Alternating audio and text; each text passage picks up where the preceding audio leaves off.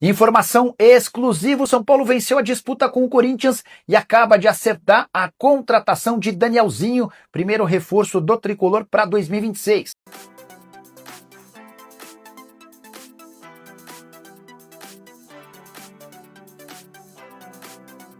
Eu queria ouvir teu comentário, Renan, porque, claro, na época que você jogava, que não faz tantos anos assim, mas na época que você jogava não existia esse tipo de alternativa, né, para perda de peso. Eu tenho uma impressão, como leigo daqui do lado de fora, eu queria a sua opinião, mas olhando do lado de fora, me dá a impressão que sei lá, é uma coisa minha, tá?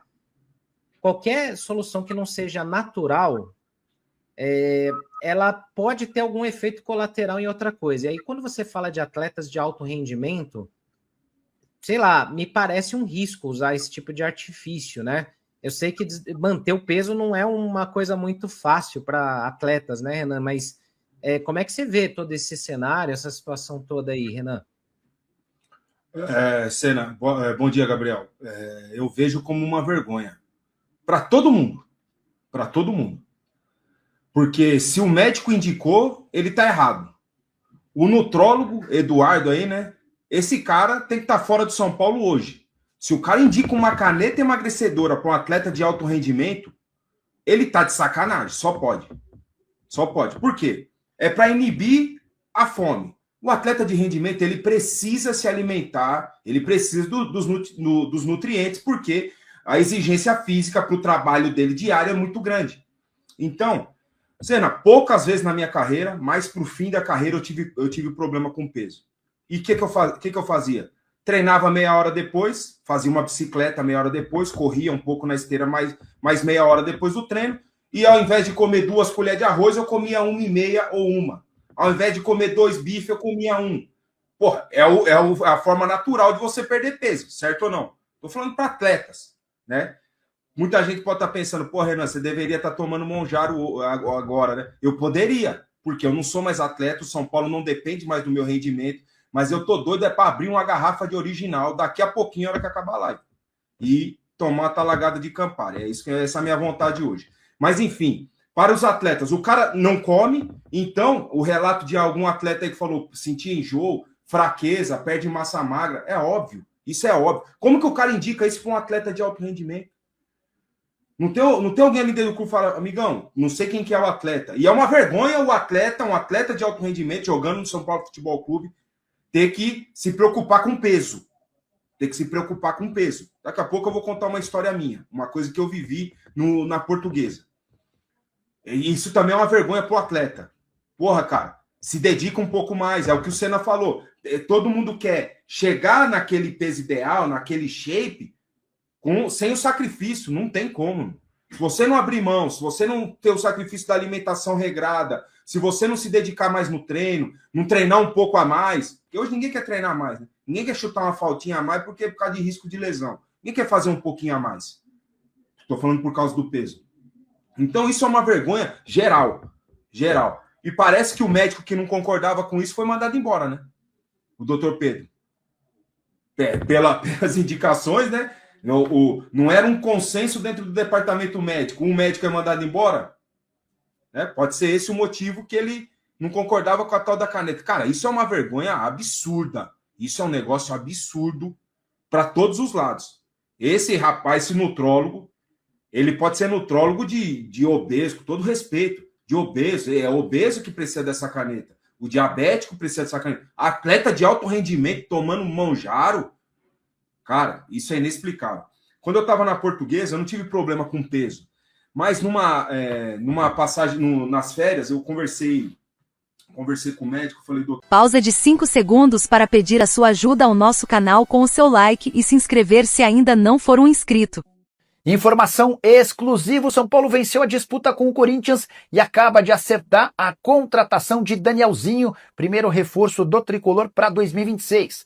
Volante de 31 anos de idade, titular absoluto e capitão em alguns dos jogos do Mirassol ao longo da temporada. O Danielzinho tinha oferta do Mirassol para permanecer no clube, a do Corinthians, além da do São Paulo. O tricolor venceu depois de oferecer 2 anos de contrato, prorrogável por um terceiro.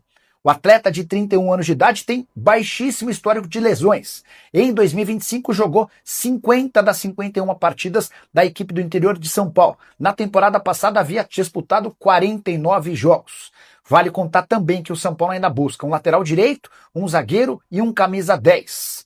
Se você gostou do vídeo, não esquece de deixar like, comentar por aqui e compartilhar também. Beleza? Valeu! Eu preciso voltar bem, porque eu já tinha 34 anos, os meninos de 18, pré-temporada, os moleques voltam voando, e a gente precisa de um pouquinho mais de tempo. Falei, doutor, eu preciso voltar bem. Eu não posso de 1 a 2 semanas, senão os moleques vão me atropelar. Ele falou, Renan, eu vou montar um manipulado aqui para você, você vai ter que ficar as férias inteiras sem beber álcool, você vai ter que continuar treinando e você vai tomar esse remédio aqui diariamente, um manipulado, beleza? Falei, beleza, doutor. Portanto, eu me sacrifiquei. Quando a gente voltou para a pré-temporada, treino físico, eu puxava fila. Muito por causa disso daí que o médico me receitou. Mas não para emagrecer, para eu ter um rendimento bom na pré-temporada, manter o ritmo, iniciar bem a pré-temporada para começar bem o campeonato. Certo? Eu tomei por 15 dias nas férias e depois parei, obviamente, e na temporada não tomei mais. É para não perder muito, porque com o passar do tempo, com a idade, você perde massa muscular mais fácil. Tudo é potencializado com a idade. Eu queria voltar bem. E foi isso que eu fiz. A única vez que eu fiz na minha carreira. Agora, caneta emagrecedora, cara, isso é inadmissível num time profissional do tamanho de São Paulo. Desculpa. O Gabriel, até para te liberar, porque você vai ter outro compromisso aí, só queria, antes de passar para o Boni comentar, e também para você mandar um salve para a galera antes de sair, os jogadores ou pessoas que vocês ouviram, né, para fazer essa matéria, relataram também efeitos colaterais, né, só para confirmar. É isso. Tá até colocado isso na matéria, né, os efeitos colaterais típicos do Mondiaro, né, enjoo, fraqueza, tudo mais, mas tem também essa questão de perda de rendimento, perda de massa muscular, que é algo relatado também por outros jogadores, e aí eu vou deixar até uma matéria do GE aqui, né, para que vocês possam também conferir, porque acho que é importante também esse relato, né, que é um jogador, né, que eles até usaram o nome Joãozinho, condição de anonimato, não sei qual foi o jogador, sinceramente, mas que conta o seu relato usando o Mondiaro, né? Usando a caneta emagrecedora, que o Mondiaro é a mais famosa, né? Pode ser o Ozempic, pode ser o Wegovy, tem várias, né? Mas enfim, usando a tal canetinha. Então tem até essa matéria aí do GE, que eu coloquei aqui no chat, e enfim, fica também essa leitura e, cara, de novo, deixando aí justamente essa sugestão para que os amigos leiam a matéria, leiam o que está escrito e leiam tudo, né? Porque tem muita coisa, talvez até mais importante do que a história da caneta em si. Tem muitos detalhes importantes aí nessa matéria que talvez não foram destacados, né? Então é algo para ficar de olho. Diga, Renan. É que a questão da caneta é bizarro, né? Então acho que enfatiza mais aí a história, né? A matéria que vocês fizeram, você e o Pedro, tá ligado exclusivamente ao São Paulo. Vocês não têm informação se outros clubes também usam desse artifício da tal da caneta, né? É exclusivamente do São Paulo. Exatamente. É uma apuração que foi feita junto ao Pedro Lopes, falando do São Paulo especificamente. Obviamente vai tentar aprofundar para outros clubes. A gente tem esse relato aí que é um jogador de outro clube, me parece, né? Então não é algo exclusivo, talvez, do São Paulo. Mas esse relato, por exemplo, desse jogador dessa matéria aí do GE, ele tomou por conta própria. A do São Paulo é o primeiro relato que a gente colhe no futebol brasileiro de um médico, né, enfim, nutrólogo, contratado do clube indicar para o jogador. A gente tem até agora relatos apenas. Aí. Agora, falando do mercado do São Paulo, Valentim, a gente vem tendo novidades a cada dia, né? A gente imagina muitos jogadores saindo, tem já uma barca, aí o Rigoni, Dineno, Luiz Gustavo também. Você, inclusive, trouxe a informação aqui no All Sport. E eu queria te perguntar ainda sobre Luiz Gustavo, né? Sobre essa opção do São Paulo de não renovar com o jogador. O que contou? Aquela declaração forte que ele deu na saída do gramado depois da goleada para o Fluminense teve um peso? Porque ele tocou em feridas, né? Expôs muitas coisas. Isso teve um peso. E o que São Paulo vai fazer a partir de agora? Pensa em contratar para o lugar desses jogadores que estão saindo? Eu tenho que tomar muito cuidado aqui no território da informação, porque eu escutei sim de uma pessoa eu escutei que a pessoa achava que sim, que a frase do Luiz Gustavo poderia ter influenciado na decisão do São Paulo. O São Paulo, porém, deixa muito claro que, a priori, a decisão foi unicamente pelo rejuvenescimento do elenco.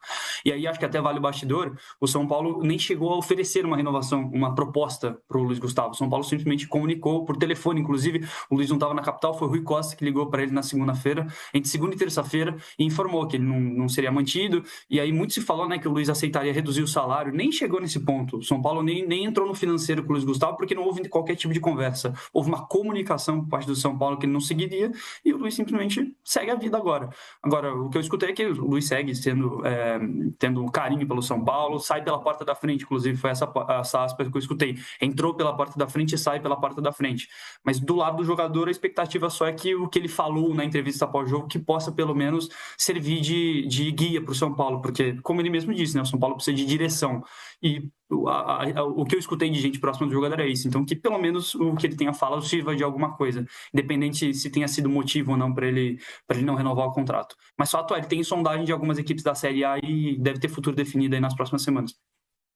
Ele que está com 38 anos, né, o Luiz Gustavo, e agora fica livre no mercado. Falando em direção, São Paulo está atrás de volante, PVC? Tô aprendendo com você, PVC. Você tá achando o quê? Só você é o piadista, o rei das piadas aqui do De Primeira. O São Paulo quer um jogador parecido com o Marcos Antônio, mas é difícil achar no mercado. Veja que a gente não está falando que o Marcos Antônio é o rei da cocada preta, né? O Marcos Antônio é um bom jogador, bom volante, muita visão de jogo, joga de primeiro volante, constrói o jogo, modelo Pirlo, mas ele não é o Pirlo. Ele joga numa função até parecida com o Pirlo. Ele joga por trás de outros dois volantes, olhando o jogo de frente para construir o jogo. Eventualmente se posiciona à frente dos volantes para ser um 10. Mas ele é um 8 e tem organização de jogo muito, muito bem feita. Eu acho que o São Paulo precisa formar esse jogador, tipo o Negrutti. Estou falando o Negrutti chegou a jogar de zagueiro, pode ser primeiro volante, pode ser um volante mais caçador, pode ser um volante construtor. Como é que você forma esse jogador? Não tem esse jogador, esse volante. Onde é que está o volante? Mas, por outro lado, se o São Paulo estivesse numa situação financeira boa, confortabilíssima, acabou o ano em 8º lugar do Brasileiro, não ganhou título nas últimas 2 temporadas, acabou a temporada, você quer rejuvenescer o elenco, o que você faz? Você tira a Cédric, você tira o Wendel, você tira a Ferrarese, você tira Luiz Gustavo, você tira o Oscar por uma questão de saúde, você pensa se o Lucas fica, se o Caleri fica e muda o time inteiro. Dá para fazer isso? Não dá. Como é que você muda o time inteiro? Você muda a médio prazo. Não tem dinheiro. Tem que ir aos poucos, né? Exato. Então, você rejuvenescer tirando o Luiz Gustavo é justo. E não é porque teve uma declaração pesada do Luiz Gustavo, justa, porém pesada do Luiz Gustavo. A informação que eu tenho é que conversaram, resolveram. Mas tem que tirar o Luiz Gustavo do elenco? Tenho, assim. O Luiz Gustavo rendeu muito nesse ano. Quando ele jogou bem, mas ele jogou muitas vezes? Não. Teve um grave problema de saúde também, né? Um tromboembolismo pulmonar, mas que isso afetou bastante a temporada dele também. Podia ter morrido, é importante, mas na relação trabalhista tinha um contrato a cumprir. O São Paulo deu apoio para a recuperação física dele, de saúde dele, e ele emprestou o que ele podia emprestar para o São Paulo. No final dessa relação, não está errado o São Paulo dizer não vou manter essa relação, porque acho que no custo-benefício deu um 0-0. Então, vamos embora. Ok. Onde é que está o novo time? Eu acho que o que surpreende, na verdade, é o São Paulo ter definido a saída dele antes de definir nenhuma chegada e pelo fato de que ele terminou o ano como titular. Eu acho que o ponto que pode ser colocado aí é isso, entende? Da organização de São Paulo. São Paulo primeiro vai definir as saídas para depois definir as chegadas. Mas aí é difícil também, né? Porque como que você sabe quem você pode liberar se você não tem ninguém para trazer no lugar? Sim, Valentim, Ainda mas mais um time em crise financeira. eu concordo com você, mas veja só, que tem uma série de pontos de vista possíveis de se ter sobre isso. Primeiro, ele não tem que ser retirado do elenco porque ele falou uma verdade da cabeça dele, tá certo? Ele falou a verdade dele. Ele não tem que ser punido por isso. Mas ninguém está dizendo que foi isso que aconteceu. Não tem como ter certeza que foi isso que aconteceu, tá? Aí você tem um jogador que é titular, que foi uma relação de trabalho muito empatada, é um jogador expressivo, importante, mas ele é titular de um time 8º colocado do Brasileirão. O São Paulo é o 8º colocado do Brasileiro.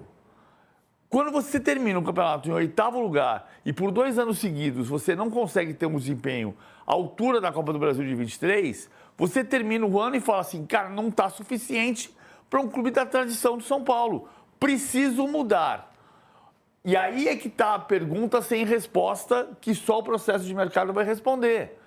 Qual capacidade de investimento o São Paulo possui para montar um time que seja o São Paulo? O São Paulo! Evocando o Juvenal Juvencio aqui. O Musetti já falou ontem, né? Nesse momento tem que ser criativo, porque você precisa montar um bom time, mas você não tem dinheiro, não tem poder financeiro, então talvez não ir atrás de nomes tão conhecidos. O São Paulo volta e meia, né? Ele vai atrás dos mesmos nomes já conhecidos, para ampliar um pouco mais seu leque. E junto a isso tem uma mensagem aqui do nosso chat do José Alfredo. Ele fala, Daniel Alves, Rames e agora Oscar. Chegam ou eles vão trazer mais um problema e não algumas soluções para o clube? Musetti. Pois é, Lu, o São Paulo investiu muito nesses jogadores de mais peso, né? Que teoricamente trazem menos dúvidas, mas vieram esses problemas físicos. O São Paulo não tem dinheiro, ou não deveria investir nesse momento pelos problemas recentes que a gente viu financeiros, e contratou mal recentemente. A última janela foi aquela janela do desespero, que você traz Gineno, que já saiu, você traz Tapia, você traz Rigoni, que você pensa no Marcos Leonardo, que você traz Rafael Tolói. É o momento de trazer jogadores que, de acordo com as características que o Crespo quer, então vamos lá, você tem $2 milhões para trazer um ponta, sei lá, estou supondo. Você procura seu scout, o Crespo, você define jogadores, ó, tem esse aqui de 4 milhões, putz, esse aqui não dá. Quem tem dentro desse falou, ó, tem esse, beleza, vai assistir 5, 10 jogos de cada um, vai entender as características que o Crespo quer e vai tentar diminuir essa chance de erro, que não tem como, você vai errar. Mas você tem que tentar ter um filtro, uma contratação técnica, de acordo com tudo que se existe de tecnologia hoje, não contratar por contratar. O Marcos Antônio não foi uma negociação totalmente criativa, porque já se conhecia o jogador, mas talvez tenha sido a principal. É um excelente jogador, achar outro como ele vai ser muito difícil. Olha só, eu vou fazer um exercício lá do passado que eu fazia muitas vezes em outros times. E cara, é difícil pensar que eu vou fazer esse exercício com o São Paulo. Porque o São Paulo foi nos últimos, cara, de 1980 para cá, foram poucos os períodos. Por isso que o São Paulino sofre tanto. O São Paulino tem gerações e gerações e gerações de torcedores formados na vitória. E aí passa um período longo sem vencer. Vou pegar o time do São Paulo campeão da Libertadores de 2005, tá? No final da Libertadores era Amoroso e Luizão, mas no começo não era. Vamos lá, olha só. Rogério, foi formado em... Monstro sagrado, foi formado em casa. Fabão, veio do Goiás, tinha passado pelo Flamengo, não era um zagueiro consagrado, assim, no sentido... Puxa, contratamos o Beckenbauer, não era isso. Lugano, era o zagueiro do Presidente, que o Marcelo Portugal Gouveia queria. Alex Bruno, campeão da Copa do Brasil pelo Santo André. Cicinho não era o Cicinho, era o Real Madrid, era um jogador com passagem por clubes... Atlético, mas assim, não era um destaque absoluto. Mineiro, veio da Ponte Preta. Josué veio do Goiás. Júnior tinha sido campeão pelo Palmeiras. Danilo veio do Goiás. Aí, no final da campanha, vieram Amoroso e Luizão. Mas não era Amoroso e Luizão. Era Diego Tardelli e Diego Tardelli na frente. Você monta o time muito mais com o olho do que com talão de cheque. Sim, sem dúvida, sem dúvida. Porque Dinheiro pagando ajuda, no mas não é Pix. tudo, né? Já é fundamental hoje, mas sempre foi, né? Mas hoje ainda é mais fundamental, mas não é tudo.